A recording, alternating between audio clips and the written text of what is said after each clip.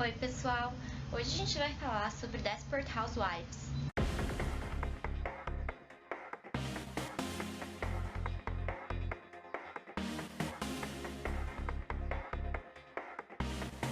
Bom, eu conheci esse seriado por acaso no Netflix, eu tava procurando alguma coisa pra assistir, resolvi assistir o primeiro episódio. E é aquele típico seriado que quando você assiste o primeiro episódio você precisa ficar ligado até pelo menos resolverem aquele mistério. E isso só acontece no final da primeira temporada, então quando eu me vi eu já estava presa no seriado. E só depois, quando eu já estava na terceira, quarta temporada por aí, foi que eu fui ver que tinham 8 temporadas, porque eu achava que ele acabava lá pela quinta, porque não ia mais ter muita história. Mas quando eu vi que eram 8, eu fiquei tipo, gente, como assim? E resolvi que eu precisava terminar de assistir a série pra saber o que acontecia no decorrer da história. E no fim das contas, me surpreendeu positivamente, apesar de ter muitas falhas. O final do seriado é muito bacana, muitas coisas condizentes acontecem, e foi uma experiência muito divertida ter acompanhado essas 8 temporadas em Wisteria Lane. Bom, Desperate Housewives é um seriado americano criado pelo Mark Cherry, que tem 180 episódios e foi exibido nos Estados Unidos de 2004 a 2012. Como eu já falei, tem todos os episódios disponíveis no Netflix, as 8 temporadas, então facilita pra gente poder assistir. A história se passa em Wisteria Lane, que é uma rua da cidade de Fairview. A história gira em torno da amizade de 5 mulheres, que são a Bri Van de Kamp, a Susan Meyer, a Lynette Scavo, a Gabrielle Solis e a Mary Alice Young. Tudo começa por causa da Mary Alice Young, que ela é casada com o Paul Young e ela tem um filho chamado Zack Young. E eles moram lá nessa vizinhança há um tempão e tal, só que eles têm um segredo muito grande. E alguém descobre esse segredo, começa a ameaçar a Mary Alice e ela acaba se matando. E tudo isso acontece no primeiro episódio. E por isso que eu falei que você já fica preso na série, porque você já quer saber o que desencadeou esse suicídio da Mary Alice, qual era o segredo que ela guardava e etc, etc, etc. As outras meninas, elas apenas moravam lá. Eu falo meninas porque elas se chamam de meninas, mas na verdade são senhoras. E o nome do seriado em português significaria donas de casa desesperadas. E é muito interessante, porque assim, cada temporada eles apresentam um novo mistério e a temporada inteira se desenrola por cima daquele novo mistério. Mas não é só isso que acontece, a história não se resume aos mistérios, porque cada uma dessas personagens, elas têm uma narrativa própria, um núcleo próprio, uma vida própria acontecendo. Então você acaba criando uma ligação com esses personagens e você quer terminar de assistir o seriado não só para resolução dos mistérios, mas para saber se elas ficam bem. E isso é muito interessante. Bom, a Bri Van de Kamp, ela é interpretada pela Marcia Cross e ela é uma ruiva linda. Ela é uma senhora já de meia idade e ela é casada com um médico, o Rex Van de Kamp. E ela tem 2 filhos, o Andrew e a Danielle. E assim, ela é extremamente conservadora. Conservadora mesmo, aquela pessoa que está todo dia de terninho, com o cabelo super, tudo no lugar, tudo muito no lugar. Ela gosta muito de cozinhar e ela é aquela dona de casa exemplar, todo mundo da rua morre de inveja dela. Só que na real ela é uma pessoa totalmente reprimida, ela tem toque, ela tem vários problemas conjugais, ela tem vários problemas com os filhos, a vida dela é um caos. E logo no começo do seriado, o marido dela morre. Então ela acaba tendo que reconstruir essa vida dela sem esse marido que foi sempre o alicerce dela. E ela acaba se envolvendo com outros homens e ela acaba tentando descobrir uma forma de ela conseguir se sustentar, ter um dinheiro dela. E ela tem problemas com o álcool, ela vai parar em clínica de reabilitação, os filhos dela são um caos e é super difícil para ela lidar com ele. É uma situação muito complicada, ela é uma pessoa extremamente complicada e ela tem muito dessa disputa ética e moral interna. Então ela tá o tempo inteiro querendo ser super certinha, mas o mundo não é certinho. E aí ela percebe que ela também não consegue ser, e isso vai fazendo com que várias coisas aconteçam na vida dela. Ela tá sempre metida em encrenca e tá sempre tentando se safar e enfim. Perhaps we should unload this before someone else gets hurt. Bree, dear.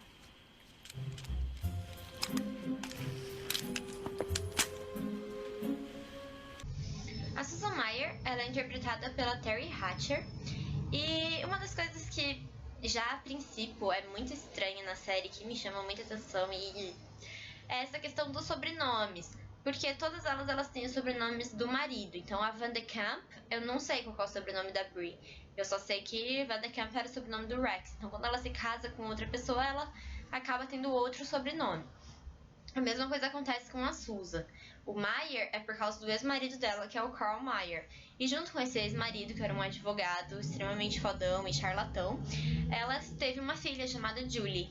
E ele já é um ex-marido, né? Já começa a série com eles separados, então é ela sozinha tendo que criar a Julie. A relação das duas me lembra muito Gilmore Girls. A Susan é um personagem que me lembra muito a Lorelai.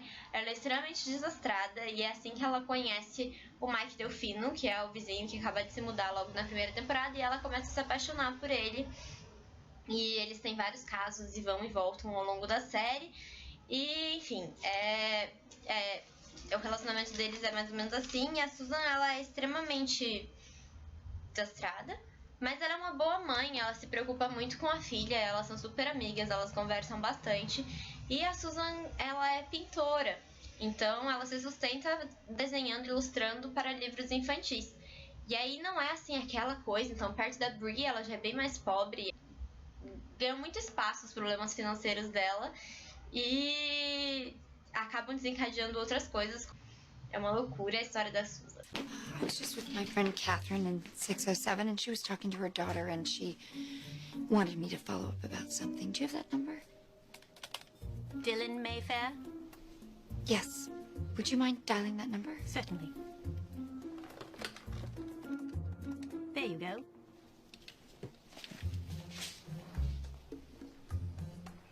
Hello. This is Dr. Brewster calling from Fairview General. I understand that you were just speaking with your mother. Right. Well, I do feel, given her condition, it is important for you to come here if you can. Lovely. See you soon. Now that's devious. Depois a gente tem a Lynette. A Lynette Scavo, que mais uma vez eu não sei o sobrenome dela. Scavo é o sobrenome do marido, que é o Tom. O Tom Scavo. E os dois, eles se conheceram na universidade. Os dois são publicitários. E os dois adorariam ter uma carreira de sucesso. Só que a Lynette acabou engravidando muitas vezes. E até o fim do seriado ela tem 5 filhos. Então ela tem muitos filhos. E os primeiros foram gêmeos e eram extremamente espoletas. Então ela não conseguia ter que trabalhar, ela tinha que ficar em casa cuidando deles. Aí era só o Tom que trabalhava, só que ela era infeliz porque ela queria trabalhar também.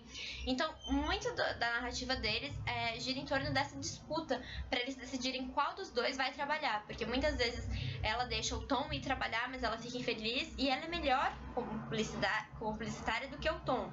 Então quando ela vai trabalhar, eles acabam ficando mais ricos, tendo mais prosperidade. E daí o Tom fica se sentindo um cara impotente, ruim, porque ele não consegue prover a sua família.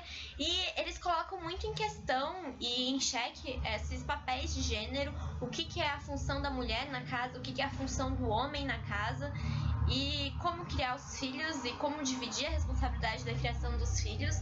E é muito, muito, muito interessante observar a vida desse casal em específico.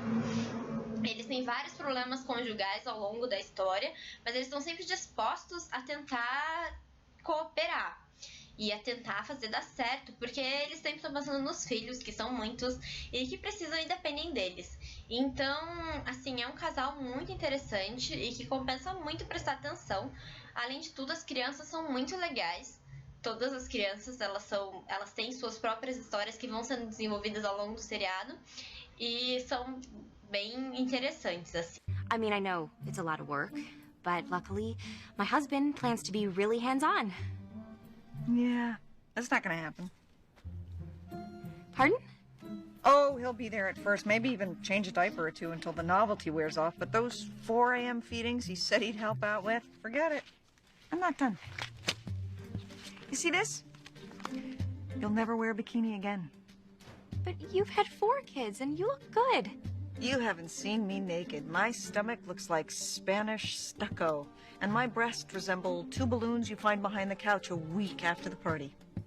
You know, most women say this is the greatest experience of their life. Most women are liars. My mother was a liar, and her mother was a liar, and your mother is a liar. It's a lie every generation tells the next so they can get grandchildren. Please stop talking to me. Depois temos a Gabrielle Solis, que é a minha personagem preferida.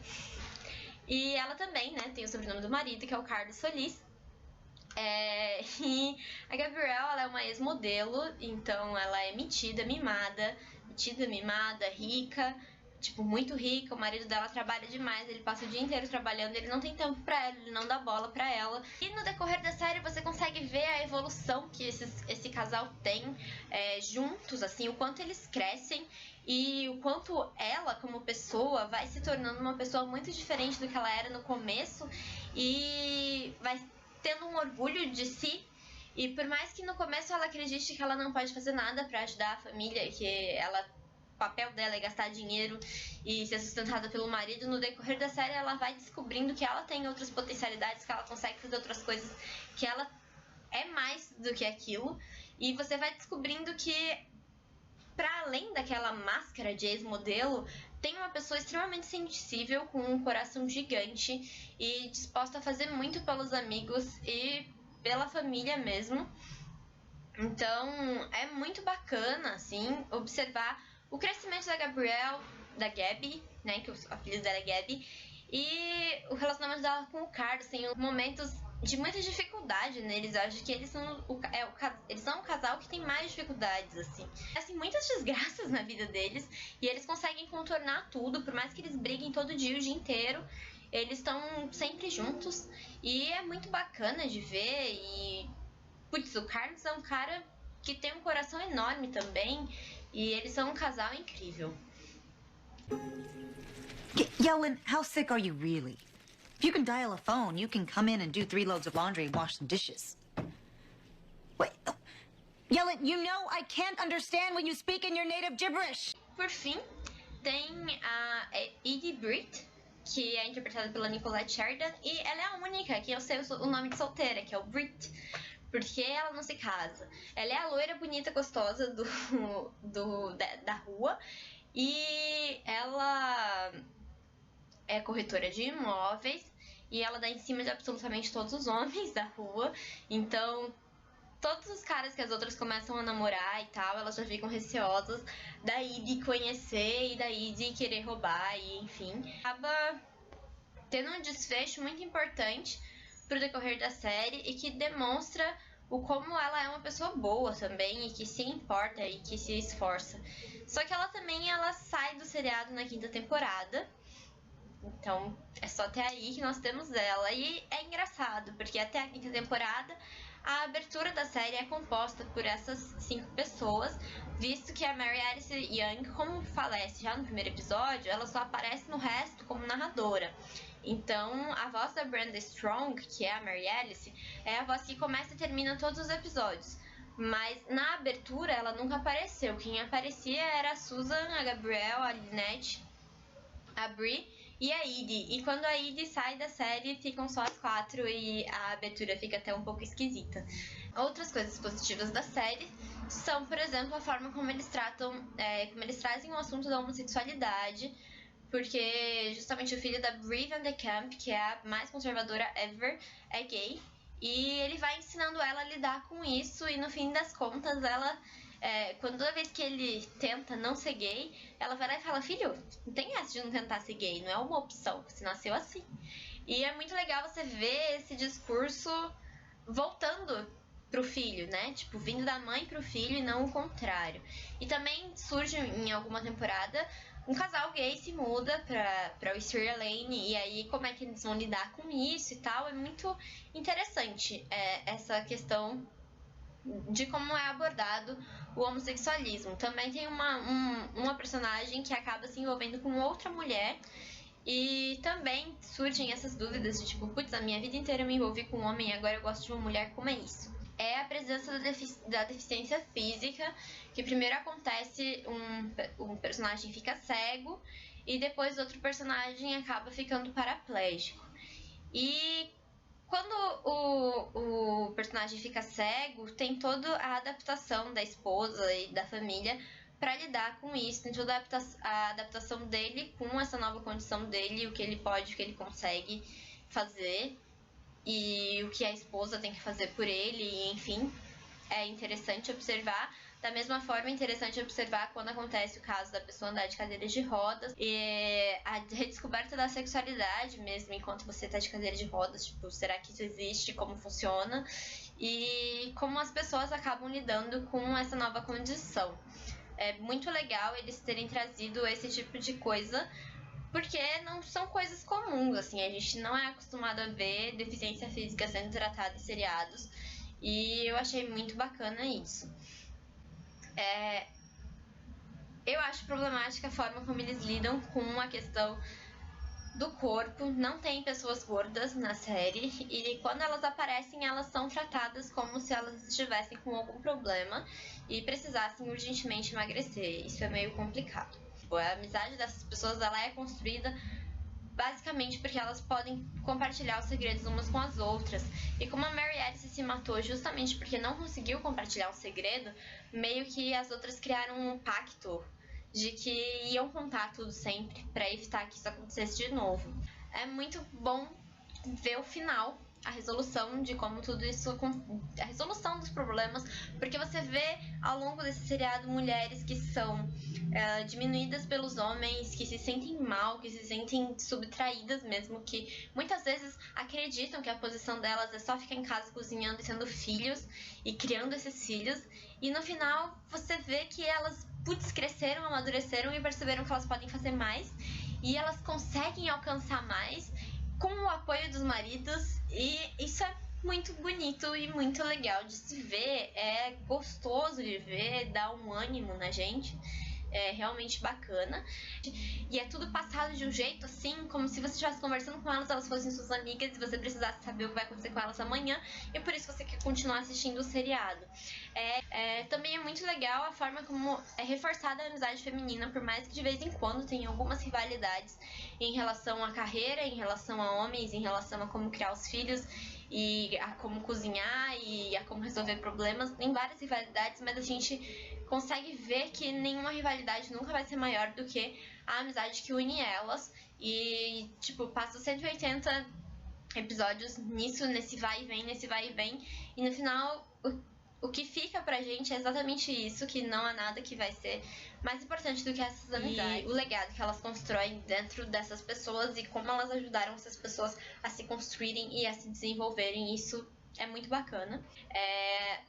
A gente vê que, assim, nosso primeiro pensamento é que, putz, é um seriado sobre mulheres que moram no subúrbio e são donas de casa, e como o nome mesmo já diz, são donas de casa desesperadas. E conforme você vai vendo, você vai aprendendo que elas não são só isso, e que é muito bacana aproveitar a oportunidade de conhecer o que mais elas são. Embora sim a série tenha muitas e muitas falhas de roteiro, mas eu acho que essas falhas não são suficientes para você deixar de assistir, porque realmente esses personagens são pessoas que a gente precisa conhecer, porque a gente tem um pouquinho de cada uma delas, e ver a forma como elas lidam com elas e com a família é uma forma da gente acabar crescendo também. E eu gostei bastante dessa experiência. Então é isso, eu recomendo pra caramba que vocês assistam Desperate Housewives. E eu nunca conheci alguém que assista, então se vocês assistiram alguma vez na vida, se vocês assistem agora, se vocês vão começar a assistir por causa desse vídeo, comentem comigo, por favor, porque eu adoraria conversar com alguém sobre isso. Muito obrigada por terem visto e até a próxima. Vai ser...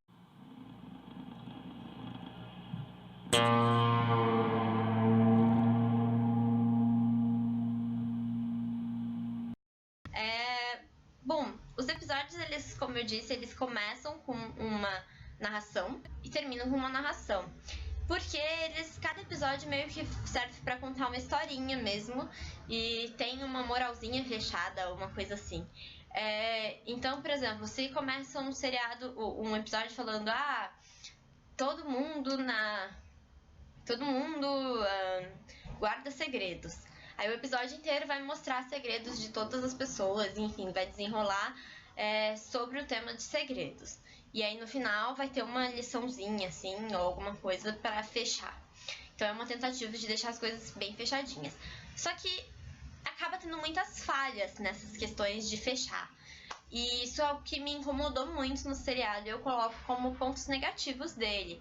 Que, por exemplo, aparece no meio da história a Kaylee Scavo, que é, né, uma filha que o Tom Scavo teve antes de se casar com a Lynette.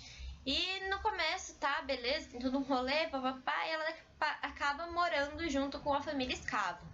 Só que acontece uma série de coisas e ela é mandada embora. Ela some e ela vai morar com os avós.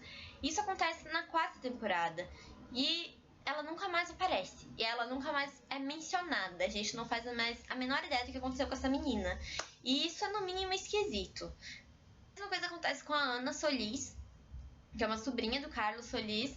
Aparece ela só na 6ª temporada e é exatamente isso. Também ela na 6ª temporada ela sai de Fairview, vai morar em Nova York e nunca mais mencionam essa menina, ela desaparece. Acontecia um pouco disso com o Carl Meyer também, porque tinha vários momentos na série que ele simplesmente desaparecia e daqui a pouco ele reaparecia. E também é bizarro porque ele também sai da série, creio que na 5ª ou 6ª temporada, e ele tinha um filhinho de um outro relacionamento. E esse filhinho estudava na escola onde todas as crianças da rua estudavam. E nunca mais foi mencionada essa criança. Tipo, eu não faço a menor ideia do que aconteceu. Segundo o que contava a história, a mãe do filhinho já tinha ido embora, tinha largado o Carl. Aí o Carl morreu e o que foi feito dessa criança? Eu não faço a menor ideia. E não mencionam isso. Isso é agoniante. Aí também temos o Zack Young, que ele desaparece na maior parte do seriado e ele retorna na 7ª temporada como um viciado em drogas e com sérios problemas e tal, e ele vai pra reabilitação, nunca mais aparece, não sei o que acontece com ele. E a mesma coisa acontece com o Ed, que é um amigo dos gêmeos, filhos da Lynette. E assim, ele apareceu o seriado inteiro simplesmente como um amigo e que ia e voltava, ia na casa dos outros, tal, não sei o que. Aí a 6ª temporada tem uma série, tem uma trama, tal, e aparentemente essa trama não tem nada a ver com esse Ed. E você passa a temporada inteira achando que o culpado por aquilo é fulano. Aí chega no último episódio, eles invertem a história inteira e fazem o Ed ser o culpado. É muito esquisito, porque não fazia o menor sentido. E aí, depois, o Ed, ele se confessa, se declara culpado e tal, enfim, acaba a temporada. Na outra temporada, ninguém menciona isso, ele nunca mais aparece. Isso é agoniante. A mesma coisa acontece no final da 5ª temporada, quando o Dave Williams morre. E também, começa a outra temporada e ninguém menciona que o cara morreu, ninguém menciona absolutamente nada. Ele tava fazendo o terror na vizinhança e ele morreu e ninguém nem... Tchum! É esquisito. E como é isso, né? Cada temporada surge um vizinho novo, com um problema novo. E esses vizinhos, eles vêm e vão numa facilidade constante e nunca é explicado e a gente nunca sabe o que aconteceu com eles. A gente só sabe a história dessas 4 mulheres, resumindo. Parece que o seriado não foi pensado pra durar tanto tempo, mas acabou durando porque foi fazendo sucesso e aí eles começaram a enrolar. Isso acontece com muitos seriados hoje em dia e, enfim, é muito essa a impressão que dá.